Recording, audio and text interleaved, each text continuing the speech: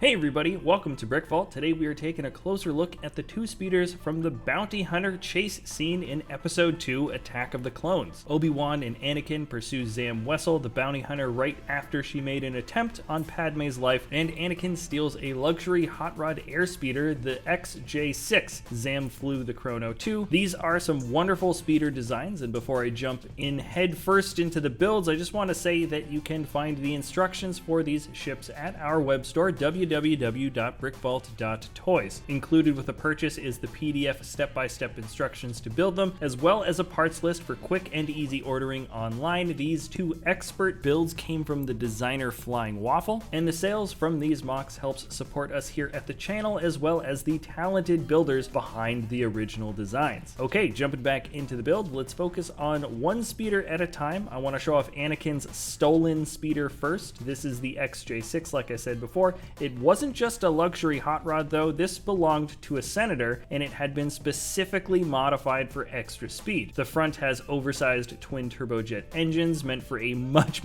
larger vehicle. Anakin, being an expert mechanic, noticed this speeder would have the speed capabilities needed to chase down the bounty hunter, and that's why he stole this one. The increased size and power of the engines is apparent when you look at them compared to the rest of the airspeeder, which I love as sort of a design choice on the LucasArts team. The body is smooth and sleek like any sports car from basically any era, and it's bright yellow, orange, lime green. It's like a sherbet or something. And even though we're looking at a futuristic fantasy ship, the design has a quality of a sporty looking sports car, which is easy to recognize despite the fact that it's still essentially alien. Flying Waffle made some great design choices when fleshing this speeder out. Particularly, I like the back fins. You can see the studs have been inverted from one side to the next so they face each other, and those yellow curved wheel well pieces make for an excellent little shape. The cockpit is quite large. It's an open canopy, if you can't tell. Two very big seats. It seats the two minifigures just right, and I particularly like the two different designs that we've got for the windscreens, one for Obi-Wan, who's sitting in the passenger side seat, and then the console system itself. The controls meant for driving the vehicle stick out quite a bit, and they look really fun. Moving forward towards the engines, you can see some cylinder pieces as well as some wheel parts from the inside of a normal wheel, and then those printed circular tiles really do draw attention to the fact that this is a jet engine, or twin jet engines. The headlights poke out in a very small and clever little way, and while I've got you here with the model, I do like to pick it up and show you guys how well it handles. Even though this is incredibly accurate and well balanced, no sacrifices were made for its structural stability. This is one of the few models I would say that comes from a Lego builder where I think it would meet actual normal standard Lego build structural stability requirements. Nothing falls off or really bends out of shape.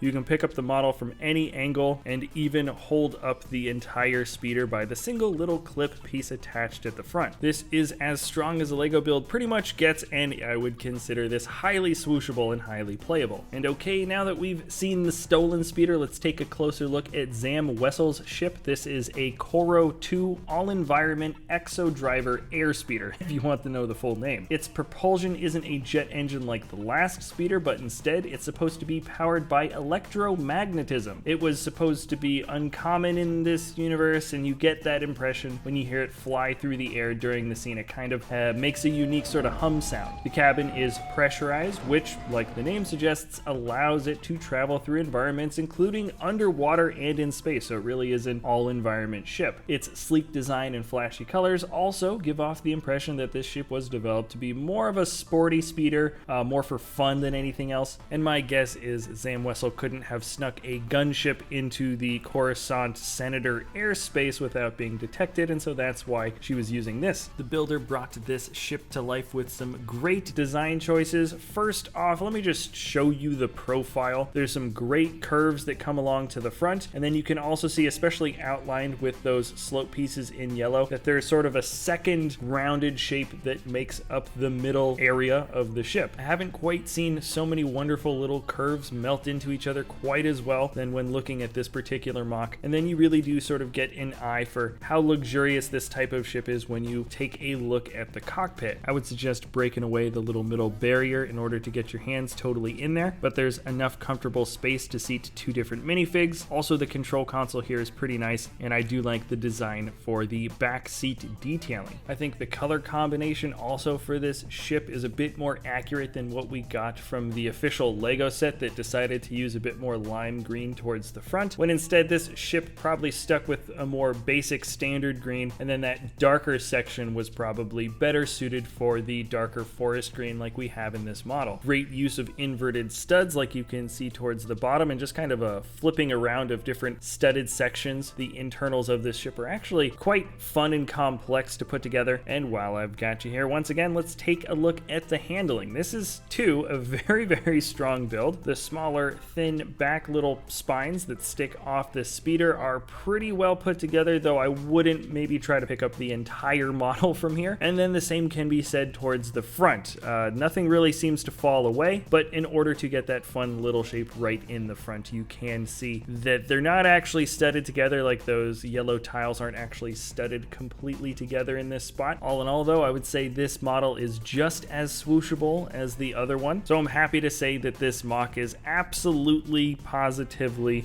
well enough put together to be a solid playset. Also, you might have seen this in a few shots from before, but the ASN courier droid used to deliver those weird poisonous bugs to try to kill Padme, that droid is also included just as a little bit of a fun extra build. I still don't know why he didn't just shoot poison darts through the hole, but you know what, that maybe is a discussion for another time. Now, in conclusion, these ships are part of a select few in the Star Wars universe that were designed with consumer tastes in mind, and I mean the actual ships in the universe were designed for consumer tastes, like they're actually supposed to be sold for civilians. 99% of the Star Wars ships that are really known among fans are usually the military ones, the utilitarian freighter ones, so for us it's really fun to kind of break away from the more grungy or efficient look that we usually get from them, and we get to see how the Star Wars designers really play around with a more stylish, fun, flashy kind of ship or set of ships. These MOCs have been expertly crafted, and once again, if you are interested in buying the instructions from our web store, the link is in the description below. That's www.brickvault.toys.